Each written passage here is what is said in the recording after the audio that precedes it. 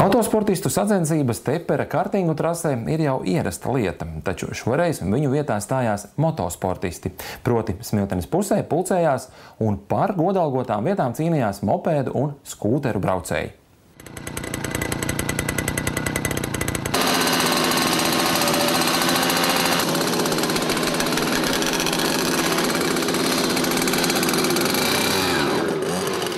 Latvijas atklātais čempionāts motošosejā skūteriem, Igaunijas čempionāts skūteriem un Latvijas čempionāts motošosejā zelta mopēds.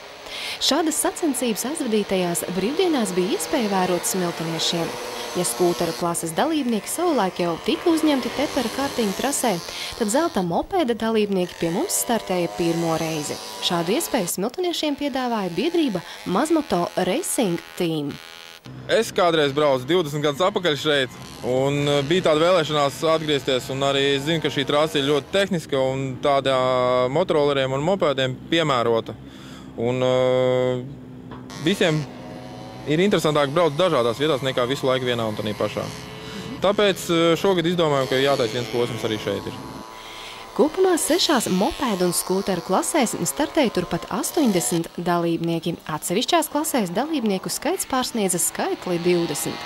Mopēdu klasēs bija novērojami dažādu marku braucamrīki. Turklāt daži dalībnieki bija parūpējušies arī par savu vizuālo tēlu. Kāpēc varbūt tieši šis sporta veids? Kāpēc uz 2 ratiem, nevis uz 4? Tas pirmkārt ir atpakaļ atgriezties bērnībā, kas ir ļoti interesanti, jo bērnībā mēs augām ar tādām lietām, un atgriezties atpakaļ ir smieklīgi. Un tas arī ir savā ziņā izdevīgi. Ir gūt tādu pašu sacensību baudu kā ar dārgām lietām, kā ar lētām lietām. Zelta mopēds sacensības daudziem motomīļiem un entuziastiem ļauj izbaudīt adrenalīna devu uz pagājušā gadsimta pašskrūvētiem braucamrīkiem, kas tiek cītīgi meklēti un pēc tam rūpīgi uzturēti formā. Tie ir pa sludinājumiem iegādāti, sludinājumos meklējam, pa šķūnīšiem, vai ne?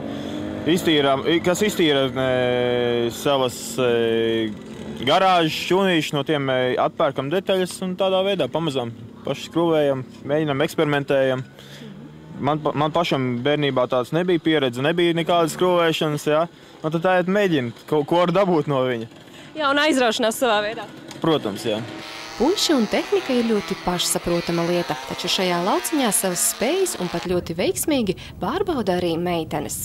Kā labi tu to dari? Man visa ģimene brauc. Kā tad es varu nebraukt? 2 brāļi un teica, un mums ir pašiem sava komanda, tagad valkas vanagi, un tāpēc jābrauc arī. Jāpārstāvē meitenes. Bet nav tā grūti starp puišiem? Te uz asfalta nav. Nu, dažreiz ir. Viņi skatās, ka meitene brauc un palaiž garām arī, ja vajag. Tad tas savas tomēr priekšrocības ir. Drusciņ jau ir. Šo sacensību galvenais mērķis ir saglabāt un attīstīt vēsturisko zelta mopēda kustību un tehnisko jaunradi, iesaistīt motosportā iesācējus, kā arī pilnveidot braukšanas prasmes, kas vajadzīgas ikdienas satiksmē, galvenokārt bērniem un jauniešiem. Piesaistīt viņus drošai braukšanai trasē, tādā veidā viņi, teiksim, apgūst labākas braukšanas prasmes, satiksmes drošība mums ir labāka, ja?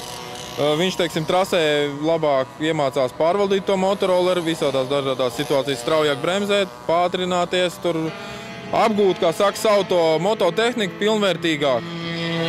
Un, protams, arī sacensību garša visiem ir. Organizators sola, ka šī nebūs pēdējā reize, kad Tepera kartingu trasē sacenšas mopēdu un skūteru braucēji. Iecerēts, ka viens no sacensību posmiem šeit norisināsies arī nākamajā gadā. Līdzīgi kā šoreiz, sacensību dalībnieki pulcēsies vasaras pilnbriedā, proti jūlija vidū.